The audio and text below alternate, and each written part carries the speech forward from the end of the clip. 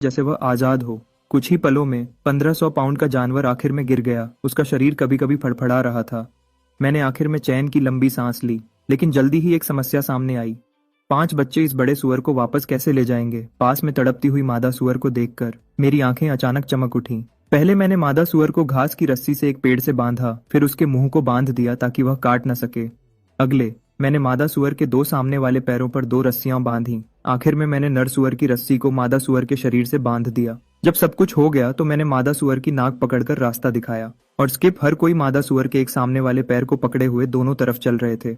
Read और book पीछे सुरक्षा के लिए डंडी लेकर चल रहे थे। हम घने जंगल से गुजरते रहे जब तक आखिर में दूर से हमने कबीले की गुफा नहीं देखी। गुफा के बाहर झाड़ियां साफ करता हुआ एक नौजवान कबीला सदस्य सबसे पहले हमें देखता है। आवाजें आती हैं, कबीले को जगाती हैं। जल्दी ही सब लोग हमसे मिलने बाहर आ जाते हैं, लेकिन कोई पास आने की हिम्मत नहीं करता। उन्होंने इतना बड़ा शिकार कभी नहीं देखा था। मैं फ्लिंट को बुलाता हूँ और उसे पानी का घड़ा और नमक तैयार करने को कहता हूँ। जब फ्लिंट घड़ा लाता है, मैं जमीन में एक गड्ढा खोदता हूँ और घड़े को उसके अंदर रख देता हूँ। घड़े का मुंह जमीन से थोड़ा ही ऊपर रहता है।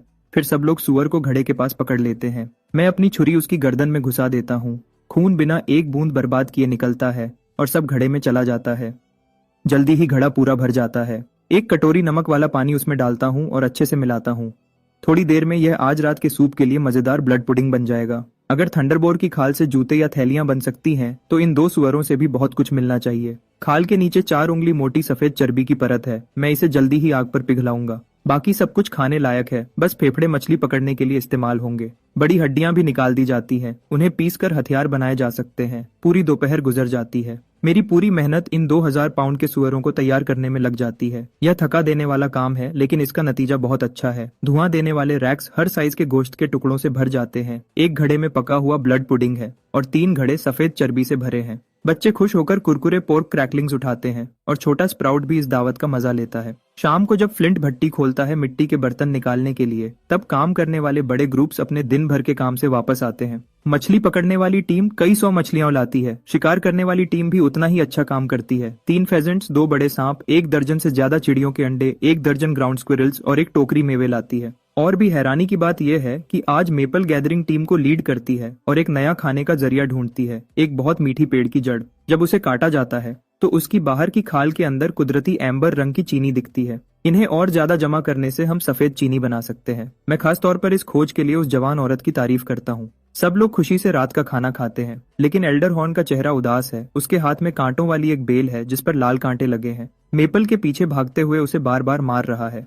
असली मालिक की यादों से मैं जानता हूँ कि यह बेल कबीले में सजा देने के लिए इस्तेमाल होती है, सिर्फ उन लोगों के लिए जो बड़ी गलती करते हैं। ये देखकर मैं जल्दी से बीच में आता हूँ, गुस्से वाले एल्डर को रोकता हूँ और पूछता हूँ कि वह उसे क्यों सजा दे रहा है। एल्डर कहता है कि यह जड़ें कांटे वाले पेड़ का चारा है और जो भी इन्हें खाएगा वह उस पेड़ का शिकार बन जाएगा। यह सुनकर मैं तुरंत सबको कहता हूँ कि जड़ें खाना बंद कर दें। इसलिए नहीं कि मैं एल्डर की बात पर यकीन करता हूँ, बल्कि इसलिए कि मुझे डर है कि जड़ें जहरीली हो सकती हैं या नशीली। इस घटना की वजह से मैं पूरी रात चौकन्ना रहा, अपने शरीर में किसी भी बदलाव को ध्यान से देखता रहा। खुशकिस्मती से कुछ नहीं होता। जब सुबह होती है और लोग बाहर आते हैं, मैं दिन के काम का इंतजाम करना शुरू करता हूँ। सब कुछ पहले की तरह चलता है, बस एक बात अलग है। स्प्राउट और उसकी माँ मछली पकड़ने वाली टीम में शामिल हो जाते हैं, जबकि मैं 4 छोटे लड़कों को गैदरिंग टीम में ले जाता हूँ। मैं इस कांटे वाले पेड़ की जांच करना चाहता हूँ जिसका जिक्र एल्डर हॉर्न ने किया था। पेड़ की जगह गुफा के पीछे पहाड़ में गहरी है। इस पहाड़ पर लंबे पेड़ कम हैं, लेकिन झाड़ियां बहुत घनी हैं और फल वाले पेड़ बहुत हैं। सफर के दौरान मैं एक खुशनुमा खोज करता हूँ, वह मिर्चें जिनकी मुझे तलाश थी। झाड़ियों के बीच एक चमकीला लाल हिस्सा छुपा हुआ है। कबीले के लोग इन्हें कभी नहीं खाते क्योंकि तेज तीखा स्वाद उन्हें लगता है कि मिर्चें खाने लायक नहीं हैं। मैं तुरंत अपने 4 साथियों को कहता हूँ कि आज सिर्फ मिर्चें तोड़ने पर ध्यान दें। फिर मैं गैदरिंग टीम के साथ आगे बढ़ता हूँ। एक पहाड़ी पार करने के बाद एक घाटी दिखाई देती है। हरे रंग की जानवरों की हड्डियां हर जगह बिखरी हुई हैं, जैसे कोई बड़ा कब्रिस्तान हो। इस घाटी के बीच में एक अजीब पेड़ खड़ा है, लगभग 7 मीटर लंबा। उसकी जड़ें 500 मीटर के घेरे में फैली हुई हैं। जितना बीच में जाओ उतने ज्यादा जड़ के गुच्छे दिखते हैं। यह तरीका जानवरों को पेड़ के तने की तरफ खींचने के लिए बनाया गया लगता है। मेरी अंदर की आवाज कहती है कि तने के पास जाने का मतलब ज्यादा खतरा है। फिर भी मैं पास जाने का फैसला करता हूँ, अपनी बचने की काबिलियत पर भरोसा करते हुए। हर कदम पर मैं अपनी हड्डी की बर्छी से जमीन को टटोलता हूँ, धीरे धीरे बीच की तरफ बढ़ता हूँ। जब मेरी बर्छी पेड़ की छतरी के नीचे वाले इलाके को छूती है तो मेरी स्पेशल फोर्सेस की ट्रेनिंग मुझे अलर्ट करती है। खतरा पास आ रहा है। मैं जल्दी से अपनी बर्छी पीछे खींचता हूँ और उसी रास्ते से वापस आता हूँ। उसी पल हवा में हुश की आवाज गूंजती है।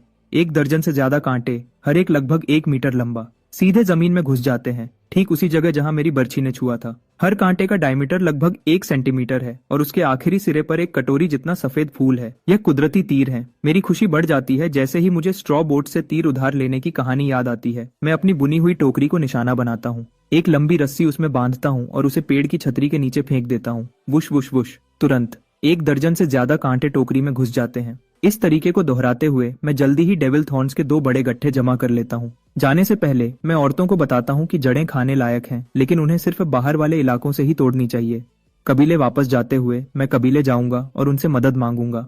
मैं कुछ ही मिनट में वहां पहुंच जाऊंगा। मैं जंगल में कांटे वाले पेड़ से 100 छोटे पौधे जमा करता हूँ। ये पौधे लगभग 3 सेंटीमीटर मोटे हो गए हैं और बिल्कुल सीधे खड़े हैं। ये बर्छियों के लिए सबसे अच्छा सामान है। मैं अपने 4 साथियों को बुलाता हूँ जो मिर्चें तोड़ रहे हैं और हम पांचों मिलकर इन पौधों को घर ले जाते हैं। कबीले वापस आने पर बच्चे मेरे लाए हुए सामान को देखने के लिए इकट्ठे हो जाते हैं, लेकिन गर्भवती औरतों की नजरों में सब कुछ बेकार लगता है।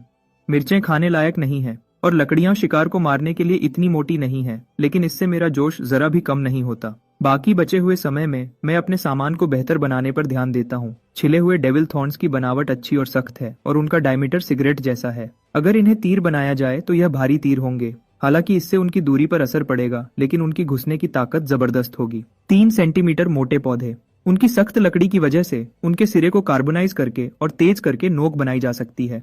यह शिकार के लिए जरूर अच्छे काम आएंगे। जाहिर है, बर्छियों की नोक तेज करने का काम 4 छोटे लड़कों को मिलता है।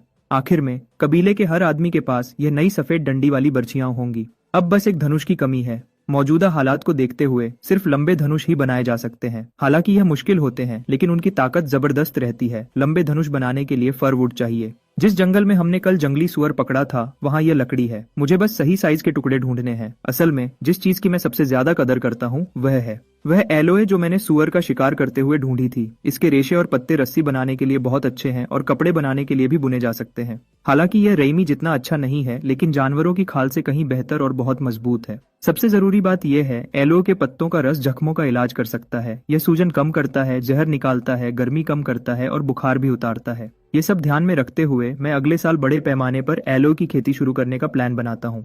तब तक कबीले के लोगों के पास पहनने के लिए कपड़े होंगे और इससे शिकार के जख्मों से होने वाली मौतों में बहुत कमी आएगी। अगली सुबह मैं उसी जंगल में पहुंचता हूं जहां हमने जंगली सुअर पकड़ा था। मुझे खुशकिस्मती से 2 FIR के पेड़ मिलते हैं जो किसी जानवर ने गिरा दिए थे और पहले ही हवा में सूख चुके थे। यह धनुष बनाने के लिए बिल्कुल सही है। पूरा दिन लगाने के बाद मैं पहले पत्थर की कुल्हाड़ियां और पत्थर की छुरियां तैयार करता हूँ। पूरे दिन की कटाई और तराशने के बाद एक 5 फुट लंबा धनुष आखिरकार बन जाता है। एक और दिन ध्यान से ठीक करने और चमकाने के बाद यह पूरा हो जाता है। धनुष की डोरी साइसल के रेशों से बुनी हुई है। सब तीर तैयार डेविल थॉर्न्स से बने हैं और उनके पंख टेरर बीक के नीले हरे पंखों से बने हैं। मैं एक बार में 200 से ज्यादा तीर बनाता हूँ। 2 दिन बाद मैं कबीले के सब लोगों को खुली जगह पर इकट्ठा करता हूँ। 30 मीटर दूर एक घास का निशाना है जिस पर आज पकड़े हुए कई ग्राउंड स्क्विरल्स लटके हैं। पहले मैं फेंकने वाली बर्छी का प्रदर्शन करता हूँ। 30 मीटर दूर से निशाने को छेदते हुए मैं पास से बर्छी से लड़ने का तरीका दिखाता हूँ। कबीले के लोग बहुत उत्साह से देखते हैं। अब जाकर उन्हें एहसास होता है कि मैं पिछले कुछ दिनों से हथियार बना रहा था, बहुत छोटे बच्चों को छोड़कर। मैं कबीले के हर आदमी को एक बर्छी देता हूँ। शिकार टीम के हर सदस्य को 3 बर्छियां मिलती हैं, 2 फेंकने के लिए और एक पास से लड़ने के लिए। किशोरों को घास साफ करने और खेलने के अलावा हर दिन बर्छी फेंकने का अभ्यास करना चाहिए। सफेद डंडी वाली बर्छियां बहुत अच्छी लगती हैं। कबीले के लोग इन नए हथियारों को बहुत पसंद करते हैं। पत्थर फेंकने के अलावा यह उनका एकमात्र दूर से हमला करने का तरीका है। आगे मैं धनुष और तीरों का प्रदर्शन करता हूँ। लगभग 100 कदम दूर से मैं लगातार 5 तीर मारता हूँ। सब ग्राउंड स्क्विरल्स को लगते हैं। सब लोग हैरान खड़े हैं, उत्सुकता से आगे बढ़ रहे हैं, हथियार को छूना चाहते हैं, लेकिन मैं सिर्फ उन्हें दिखाता हूँ। मैं अभी इसे आगे बढ़ाने का प्लान नहीं करता, क्योंकि धनुष बनाना बहुत मुश्किल है। बर्छियों को सफलता से आगे बढ़ाने के बाद मैं जूते बनाना शुरू करता हूँ। 2 काले सुअर की खालें कई बार टैनिंग के बाद बहुत मजबूत और लचीली हो गई हैं, ताकि सबको एक जोड़ी मिल सके। सिर्फ मेरे जूते पूरी तरह सुअर की खाल से बने हैं। बाकी सब कबीले के लोगों के जूते सुअर की खाल के तलवे वाले हैं और ऊपरी हिस्सा अलग अलग छोटे जानवरों की खाल से सिला हुआ है। मैं स्प्राउट के जूते खुद बनाता हूँ। जूतों के ऊपरी हिस्से घुटनों तक पहुँचते हैं। अंदर नरम रोए वाले जानवर के बालों से भरे हैं, जो उन्हें बहुत गर्म बनाते हैं। छोटा वाला उन्हें पहनने के बाद हर दिन सबको दिखाता है। मेरे सारे काम के बाद कबीले के पास छोटे खाल के टुकड़ों की कम सप्लाई पूरी तरह खत्म हो चुकी है। मौसम ठंडा हो रहा है और जानवरों की खालों की जरूरत तेज हो गई है। अब जब हमारे पास काफी मिट्टी के बर्तन हैं, मैं फ्लिंट को एक नया काम देता हूँ, ईंटें बनाना। जब हमारे पास काफी ईंटें होंगी तो हम एक बड़ी भट्टी बना सकते हैं या उनका इस्तेमाल दीवार और घर बनाने के लिए भी कर सकते हैं। घास साफ करने का काम जो मैंने जवान साथियों को दिया था वह लगभग पूरा हो चुका है। गुफा के बाहर का पूरा इलाका जो दर्जनों एकड़ में फैला है साफ हो चुका है। चाहे घर बनाने के लिए हो या खेती के लिए, जमीन तैयार है। अभी बस हमारे पास सही बीजों की कमी है। हम सिर्फ कुछ मिर्चें ही बो सकते हैं। सीसल 1 सालों तक चलने वाला पौधा है। मैं इसे पीछे वाले पहाड़ पर लगाने और साल में एक बार काटने का प्लान बनाता हूँ। इन लंबे समय वाले कामों का इंतजाम करने के बाद मैं बड़े शाकाहारी जानवरों को ढूंढने के लिए और दूर जाने की तैयारी करता हूँ। मैंने सफर के लिए सब जरूरी सामान, हथियार, खाना और जरूरत का सामान पहले ही तैयार कर लिया है। कबीले के लोगों को बताने के बाद मैं अपनी बुनी हुई टोकरी कंधे पर रखता हूँ और निकल पड़ता हूँ। एल्डर हॉर्न के चेहरे पर मेरे सफर को लेकर गहरी चिंता दिखती है। उसने कभी किसी को गुफा के बाहर रात गुजारकर जिंदा वापस आते नहीं देखा। शाकाहारी जानवर आमतौर पर घास के मैदानों में रहते हैं। मुझे इस कभी न खत्म होने वाले जंगल से बाहर निकलना होगा। पूरी सुबह चलने के बाद पेड़ छोटे होते जाते हैं। ये मुझे खुश करता है। ये इस बात का निशान है कि मैं जंगल से बाहर निकलने वाला हूँ। सुबह के सफर से मैं प्यासा हो जाता हूँ। मैं एक नदी के पास जाता हूँ, पानी पीना चाहता हूँ। जैसे ही मैं घुटने टेकता हूँ और मिट्टी का कटोरा निकालता हूँ पानी लेने के लिए, शांत नदी की सतह अचानक उबल पड़ती है। एक बहुत बड़ा जानवर बाहर निकलता है। दांतदार दांतों वाला एक खुला मुंह मुझ पर हमला करता है। मैं जल्दी से अपनी पीठ घुमा लेता हूँ। पानी का जानवर मेरी बुनी हुई टोकरी को काट लेता है। उसका मुंह टोकरी पर फंस जाता है। वह उसे न थूक सकता है और न ही काट सकता है। वह सिर्फ अपना सिर जोर से इधर उधर पटक सकता है। मैं पानी में खिंचा जाता हूँ, इधर उधर झूलता हुआ। इस मुश्किल पल में मैं अपने जूते से बर्ड बीक डैगर निकालने और टोकरी की एक पट्टी काटने की कोशिश करता हूँ। इससे मैं बहुत मुश्किल से पलट पाता हूँ। एक हाथ से मैं बची हुई पट्टी को जोर से पकड़ता हूँ। दूसरे हाथ से मैं डैगर पकड़ता हूँ और पानी के जानवर के सिर पर बार बार वार करता हूँ। जानवर और भी जोर से झटके मारता है। मुझे पानी से बहुत ऊपर उठाता है, फिर मुझे जोर से नीचे पटकता है। मुझे पानी में घसीटता हुआ पागलपन में मैं खुद को जानवर के सिर पर पलट देता हूँ और ब्लेड को उसकी दोनों आंखों में बुरी तरह घुसा देता हूँ। खून दिमागर के टुकड़ों के साथ आंखों से बाहर निकलता है। पानी के एक बड़े इलाके को धुंधला कर देता है। धीरे धीरे जानवर की कोशिशें कमजोर पड़ जाती हैं। आखिरकार सिर्फ फड़फड़ाने तक सिमट जाती हैं। मैं थक कर दूसरे किनारे तक तैरता हूँ। थोड़ी देर आराम करने के बाद पानी का जानवर पूरी तरह मर जाता है। नदी की सतह पर पेट ऊपर किए तैरता है। मेरी बुनी हुई टोकरी अभी भी उसके मुंह में फंसी हुई है। एक मजबूत बेल ढूंढता हूँ, उसे जानवर की आंखों से गुजारता हूँ और बहुत मेहनत से उसे किनारे पर खींचता हूँ। तभी मुझे इस जानवर को ध्यान से देखने का समय मिलता है। ये सिर्फ एक मछली निकलती है, लगभग 5 मीटर लंबी।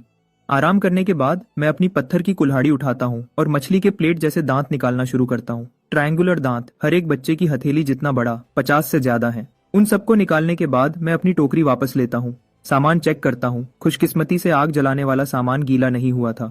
कुछ और चीजों को थोड़ा नुकसान हुआ था, लेकिन वह अभी भी इस्तेमाल के लायक है। जैसे ही मैं अपने कपड़े सुखाने के लिए आग जलाने की सोचता हूँ, अचानक जंगल से कदमों की आवाज आती है। अपना सिर घुमाता हूँ। मैं एक आग देखता हूँ। मैं एक सफेद चमड़ी वाली औरत को देखता हूँ, एक छोटी लड़की के साथ। दोनों मुझे डर से घूर रही हैं। तुरंत वह दोनों चिल्लाती हैं और भाग जाती हैं। जमीन पर कुछ गोल चीज छोड़ जाती है। मैं जांचने के लिए पास जाता हूँ। ये एक लकड़ी की बाल्टी है जो एक ठोस लकड़ी के टुकड़े को खोखला करके बनाई गई है। देखने से लगता है वह दोनों औरतें पानी लेने आई होंगी। अब उन्होंने बाल्टी छोड़ दी है और भाग गई हैं। वह शायद जल्दी ही दूसरों के साथ वापस आएंगी। थोड़ी देर में ही पानी लेने आई औरत अपने कबीले के कई लोगों के साथ वापस आती है। उन्होंने सफेद जानवर की खाल के चोगे पहने हैं। उनकी चमड़ी इतनी सफेद है कि लगता है पाउडर लगा हो। वह ग्रुप मेरे पीछे पड़ी बड़ी मछली को हैरानी से देखता है। एक आदमी जो उनका सरदार लगता है मुझसे आंख मिलाता है और लकड़ी की बाल्टी की तरफ इशारा करता है। मैं तुरंत समझ जाता हूँ। मैं बाल्टी को अपनी बर्छी से उठाता हूँ और सरदार को दे देता हूँ। सरदार बाल्टी ले लेता है, कुछ अजीब सी बातें करता है जो समझ नहीं आती। फिर मेरे पीछे पड़ी बड़ी मछली की तरफ इशारा करता है। हालांकि मैं उसकी बातें समझ नहीं पाता, लेकिन उसे मछली की तरफ इशारा करते देखकर मतलब साफ हो जाता है। मैं एक तरफ हट जाता हूँ मछली दिखाने के लिए। वह ग्रुप तुरंत दौड़कर आता है और बड़ी मछली को गुस्से से पीटना शुरू कर देता है। कई औरतें तो रोने लगती हैं। आगे वाला आदमी मुस्कुराता है, अपनी मुट्ठी से अपनी छाती पीटता है, फिर अपनी मुट्ठी मेरी तरफ बढ़ाता है। मैं हैरान दिखता हूँ, लेकिन उसकी दोस्ताना मुस्कुराहट देखकर यह शायद लड़ने की चुनौती नहीं है। हिचकिचाते हुए मैं उसके साथ फिस्ट बम्प करता हूँ। वह सह आदमी दिल खोलकर हंसता है और मुझे गले लगाता है, फिर बातें करना शुरू कर देता है। मेरे साथ इशारे करता है। भले ही हमारी भाषा एक नहीं है, चेहरे के हाव भाव और शरीर की भाषा से बात हो जाती है। मैं उसे बताता हूँ कि मैं नदी के उस पार से आया हूँ, सिर पर सींग वाले जानवरों की तलाश में। वह आदमी समझकर सिर हिलाता है, फिर बताता है कि उसके कबीले के कई लोगों को इस मछली ने खा लिया है।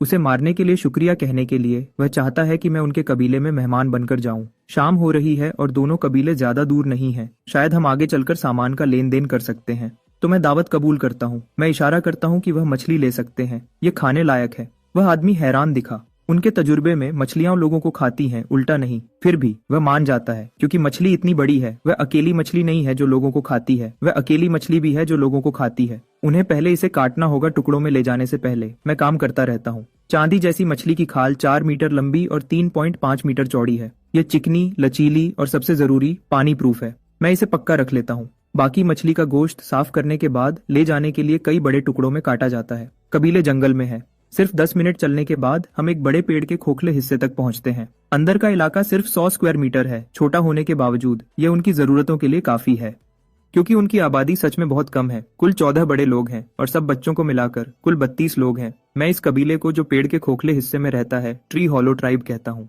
उनकी सफेद चमड़ी इस वजह से है कि वह अपनी पूरी जिंदगी इस अंधेरे जंगल में रहते हैं। उनका एल्डर पूरब की तरफ इशारा करता है और मुझे बताता है कि उस दिशा में शैडो फॉरेस्ट के पार आसमान में बादलों जैसा एक पहाड़ है। उस पहाड़ पर एक ऐसी प्रजाति रहती है जिसके सिर पर 2 तेज सींग होते हैं। वह हवा की तरह तेज दौड़ते हैं। कोई उन्हें पकड़ नहीं सकता। उसकी बताई बातों से मैं अंदाजा लगाता हूँ कि वह बड़े एंटीलोप या उस जैसे जानवर होंगे। उनका पीछा करना बेकार होगा, लेकिन मैं पहले से जाल लगा सकता हूँ। इस पल मैं खुद को विश्वास से भरा महसूस करता हूँ। लेकिन इन पास के माती ते सप्ताह सही थे। टिम्बर और एल्डर बार्क को मुझसे ज्यादा उम्मीद नहीं है। एल्डर को बात खत्म करते देखकर टिम्बर मुझे अपने कपड़े दिखाता है। यह बड़े हेयर्स की खाल से बने हैं जो आधे मीटर से ज्यादा लंबे जानवर हैं। यह हेयर तापता था। ये हेयर्स जंगल में काई और खुम्भी खाते हैं।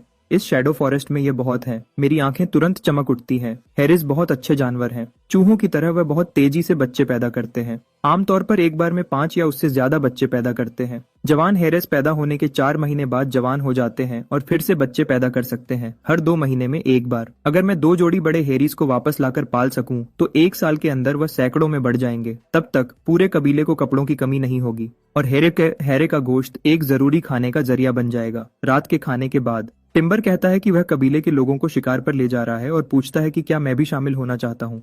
मैं थोड़ी देर के लिए हैरान हो जाता हूँ, लेकिन क्योंकि हेरिस रात में निकलने वाले जानवर हैं, रात का शिकार बिल्कुल सही लगता है, तो मैं मान जाता हूँ। मंजिल पर पहुंचकर मैं हिस्सा नहीं लेता। मैं चुपचाप एक तरफ छुप जाता हूँ, देखता हूँ कि वह हेरिस को कैसे पकड़ते हैं। टिम्बर अपने लोगों को खुम्भी जमा करने में लीड करता है। उन्हें एक आयरन ओक पेड़ के नीचे रखता है, फिर ग्रुप पास में छुप जाता है। थोड़ी देर में एक मोटा हेर कूदता हुआ आता है। चौकन्ना होकर अपने आसपास देखता है।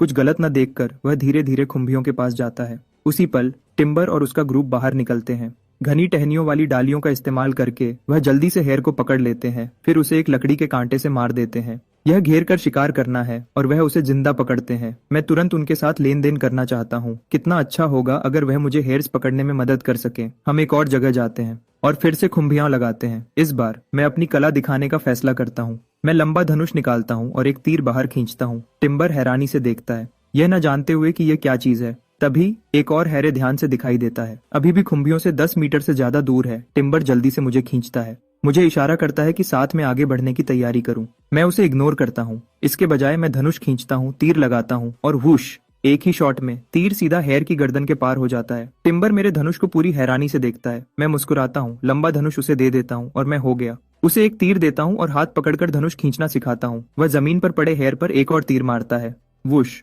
तीर आधा जमीन में घुस जाता है। ट्री हॉलोड कबीले के लोग हैरानी से सांस लेते हैं। इस चमत्कारी हथियार से मोहित हो जाते हैं। टिम्बर को धनुष को प्यार से पकड़े हुए छोड़ने में हिचकिचाते हुए देखकर मैं उसे हमारी दोस्ती के निशान के तौर पर एक पंख वाला तीर देता हूँ। बाकी का शिकार मेरा अकेला प्रदर्शन बन जाता है। आधी रात में मैं 1 दर्जन से ज्यादा हेरिस का शिकार करता हूँ। यह संख्या उनकी सबसे बड़ी कल्पना से भी ज्यादा है। आमतौर पर एक दिन में 3 या 4 पकड़ना बहुत अच्छा माना जाता है। इससे ट्री हॉलो कबीले के लोग चुपके से सोचने लगते हैं कि मेरे कबीले की ताकत क्या है। वापस आने पर मेरी रिक्वेस्ट पर इस शिकार से मिली हेरिस की खालें मुझे मिलती हैं, जबकि गोश्त ट्री हॉलो कबीले को जाता है। जाहिर है उन्हें कोई ऐतराज नहीं होता। अगर मैं यहाँ थोड़ी देर और रुकता हूँ तो मैं अपने कबीले के लिए काफी खालें जमा कर सकता हूँ। मैंने इस यात्रा का अपना मकसद पूरा कर लिया है, लेकिन मैं और दूर जाकर इस दुनिया को और अच्छे से देखना चाहता हूँ। इसके अलावा मैं उन जानवरों में बहुत दिलचस्पी रखता हूँ जिनका जिक्र एल्डर बार्क ने किया था। शायद कुछ को जिंदा पकड़कर गाड़ियां खिंचवाने के लिए इस्तेमाल करना बुरा नहीं होगा। अगली सुबह मैं अपने खाने और आग के सामान को फिर से भर लेता हूँ और टिम्बर को अलविदा कहता हूँ। मैं उसे कुछ जिंदा हेरिस पकड़ने में मदद करने को भी कहता हूँ, उन्हें हर दिन घास और खुम्भी खिलाने को। जब मैं वापस आऊंगा तो उनके बदले में दूसरा शिकार दूंगा। टिम्बर नहीं चाहता कि मैं जाऊं। आखिर मेरे यहाँ होने से वह इस सर्दी को कहीं बेहतर तरीके से गुजार पाएंगे, लेकिन वह जानता है कि मेरे पास और जरूरी काम है। ट्री हॉलो ट्राइब को अलविदा बोलकर मैं आगे चलता हूँ। डालियां काटकर जमीन में निशानी के लिए गाड़ता जाता हूँ।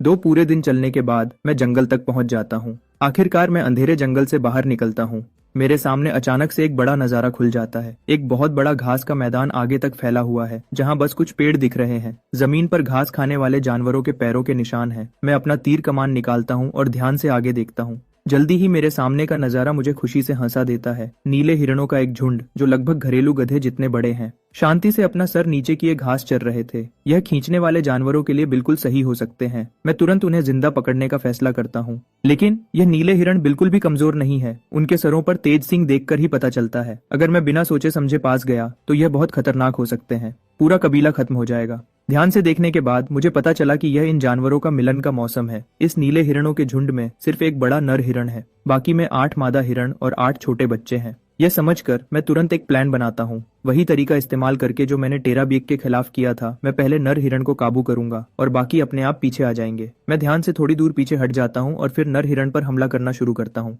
और बोला बनाना शुरू करता हूँ। जल्दी ही मैं बोला के साथ वापस आता हूँ। एक झाड़ी के पीछे छुपकर सही मौके का इंतजार करता हूँ। मुझे जल्दी ही एक अच्छा मौका मिल जाता है। नर हिरण एक मादा हिरण पर चढ़ता है, खुशी से आवाज निकालते हुए। मैं तेजी से बोला घुमाता हूँ। एक प्रोपेलर की तरह वह मिलन कर रहे जोड़े की तरफ उड़ता है और तुरंत दोनों नीले हिरणों के पिछले पैरों को उलझा देता है। दोनों जानवर जोर से कांपते हैं और धरती पर धड़ाम से गिर जाते हैं, लगातार चीखते हुए। फिर मैं एक रस्सी का फंदा घुमाता हूँ काउबॉय स्टाइल में और उसे तेजी से फेंकता हूँ, जो बिल्कुल सही 2 पास की मादा हिरणों के खुरों के गिर्द गिरता है। नीला हिरण का झुंड तुरंत घबरा जाता है और फिर लेफ्ट की तरफ मुड़ जाता है। सब तरफ बिखर जाते हैं। थोड़ी देर में कई नीले हिरण एक साथ बुरी तरह उलझ जाते हैं, चीखते और तड़पते हुए। बाकी बची 2 मादा हिरण हालत देखकर 8 बच्चों के साथ भाग जाती हैं।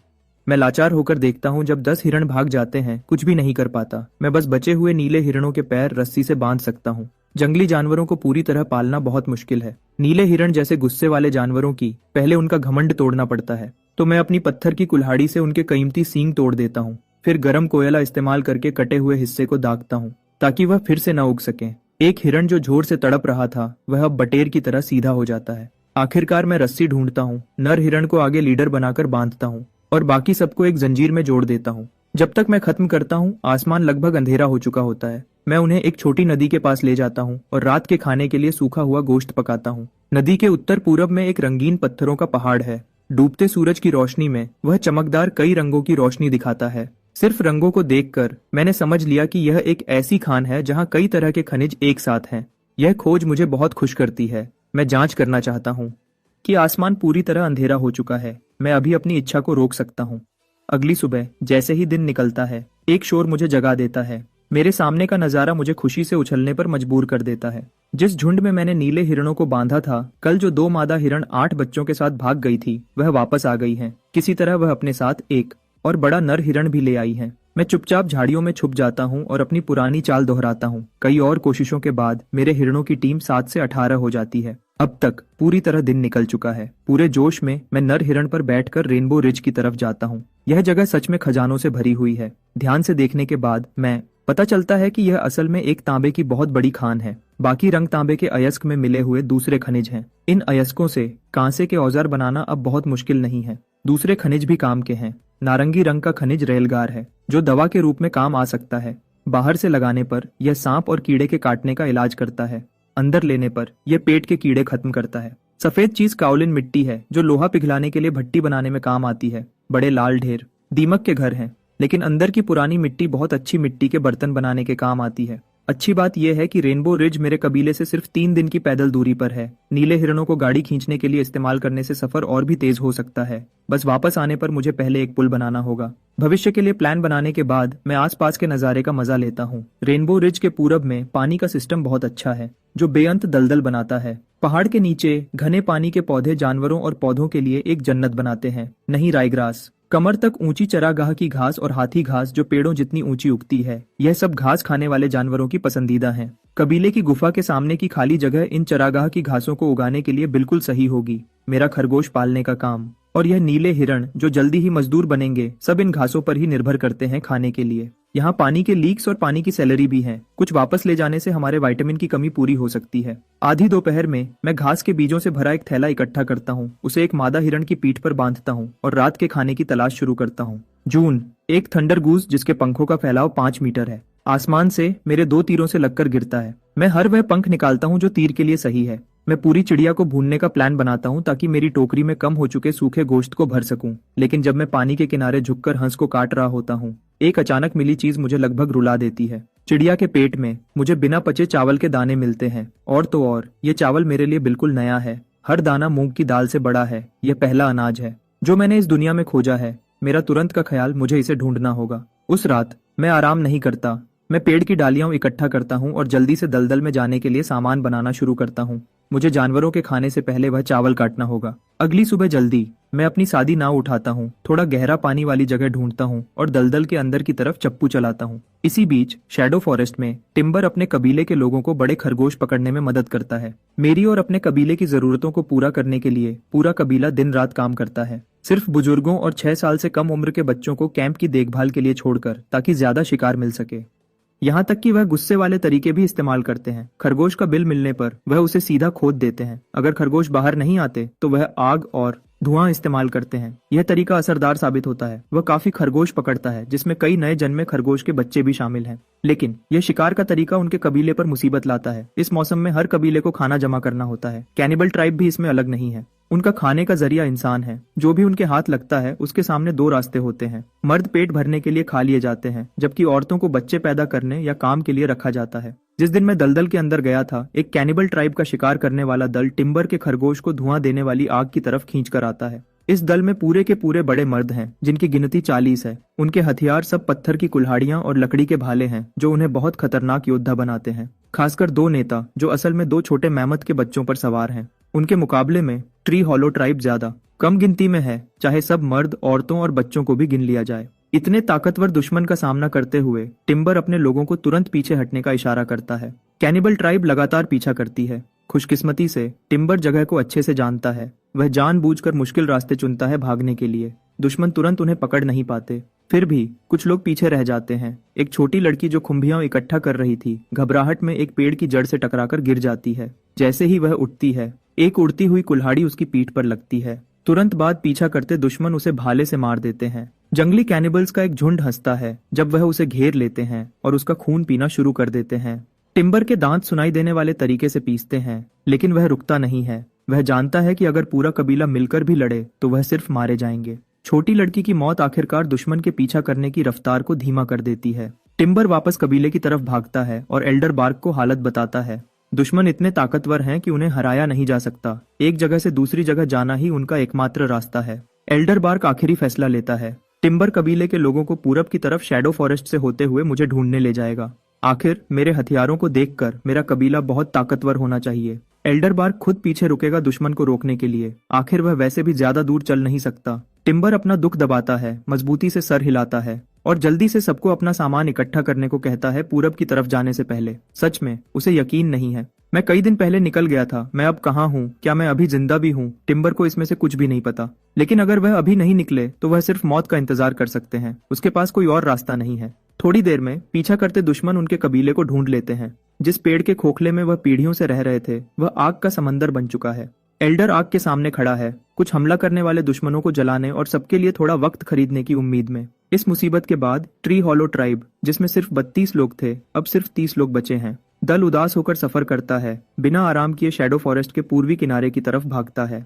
शुरू में टिम्बर को मुझे ढूंढने की ज्यादा उम्मीद नहीं थी, लेकिन जब वह रास्ते में जमीन में गाड़ी हुई ताजी कटी डालियां देखता है, तुरंत उम्मीद वापस आ जाती है। सिर्फ 1.5 दिन में वह जंगल के बाहरी किनारे तक पहुंच जाते हैं। जब वह बाहर निकलते हैं, शाम हो चुकी होती है। डूबते सूरज की रोशनी में आसमान लाल हो जाता है। ट्री हॉलो ट्राइब के लोग तुरंत अपने सामने के नजारे से मोहित हो जाते हैं। यह पहली बार है जब वह बाहर की दुनिया देख रहे हैं, लेकिन टिम्बर चिंता में है। मेरी निशानियां यहाँ खत्म हो जाती हैं। उसे नहीं पता कहाँ ढूंढना है। जैसे ही वह खुद को गुमशुदा महसूस करता है, उसे अचानक नदी के पास आग के निशान दिखते हैं। पास जाने पर उसे नरम मिट्टी में कई जानवरों के पैरों के निशान दिखते हैं, जिसमें मेरे अजीब जूतों के खास निशान भी शामिल हैं।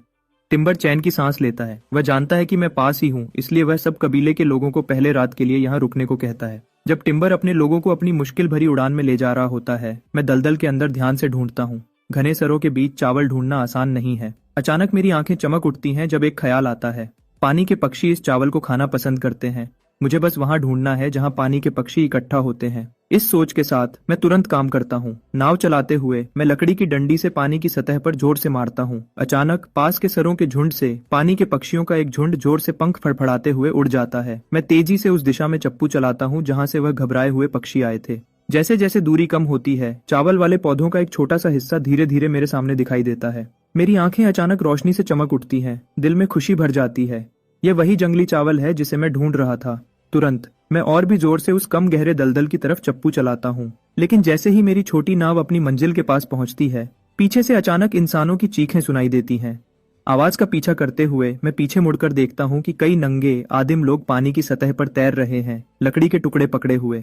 मुझे हाथ हिला रहे हैं और लगातार बुला रहे हैं। उनके चेहरों पर घबराहट दिखती है। यह लोग इस दलदल में रहने वाले मार्श ट्राइब के हैं। इस कबीले की आबादी सिर्फ 50% है। इस वक्त वह अपनी सर्दियों के लिए खाना सिंघाड़े इकट्ठा कर रहे हैं। अचानक एक इंसान को पानी पर तैरते हुए एक अजीब चीज में बैठा देखकर धीरे धीरे उस तरफ जा रहा है जिसे उनका बुजुर्गों फॉरबिडन डेथ जोन कहता है। अच्छे इरादे से मार्श ट्राइब की सामान इकट्ठा करने वाली टीम की नेता विलो घबराहट में मुझ पर चिल्लाती है, यह उम्मीद करते हुए कि मैं उस दिशा में आगे नहीं बढ़ूंगा। बदकिस्मती से मैं उनकी भाषा समझ नहीं पाता। मैं उन्हें हैरानी से घूरता हूँ। यह देखकर कि मैं कोई जवाब नहीं दे रहा, विलो तुरंत मेरी तरफ तैरती है। जब मैं अभी भी उलझन में होता हूँ, विलो मेरे पास पहुंच चुकी होती है। वह सरों के झुंड की तरफ इशारा करती है जहां बहुत चावल उगता है, लगातार चिल्लाते हुए। उसके चेहरे पर चिंता और डर दोनों दिखते हैं। यह देखकर कि औरत का कोई नुकसान करने का इरादा नहीं है, मैं आराम करता हूँ। लेकिन उसके चेहरे के हाव भाव से लगता है कि वह मुझे वहां खतरे से आगाह कर रही है। मैं इशारा करता हूँ, एक जंगली जानवर की हरकतों की नकल करते हुए एक जानवर की आवाज निकालता हूँ। फिर सरों के झुंड की तरफ इशारा करता हूँ। विलो अपना सर हिलाती है। वह मेरी तरफ इशारा करती है, फिर उस जमीन के टुकड़े की तरफ। फिर वह अपना हाथ पानी की सतह पर रखती है और धीरे से डूबने का इशारा करती है, यह बताते हुए कि अगर मैं वहां गया तो डूब जाऊंगा। मैं विलो का मतलब समझ जाता हूँ और चैन की सांस लेता हूँ। मैं उसकी अच्छी चेतावनी की तारीफ करता हूँ, लेकिन मैंने पूरी